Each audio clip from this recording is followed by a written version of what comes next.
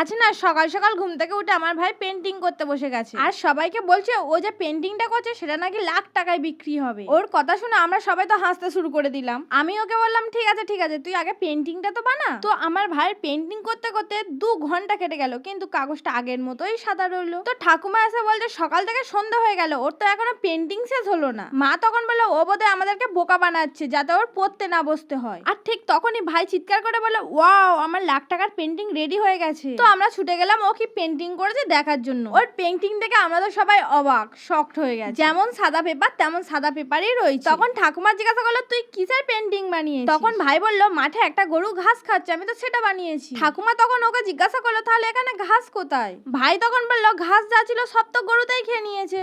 আচ্ছা। আমি তখন ওকে জিজ্ঞাসা করলাম কিন্তু তোর পেন্টিং এ গরুটাও তো দেখতে পাচ্ছি না। তখন ওনা আমাকে অপমান করে বলছে তোর তো কোনো বুদ্ধিই নেই, ঘাস শেষ হয়ে যাবার পর গরুটা দাঁড়িয়ে থেকে কি করবে, সেও চলে গেছে।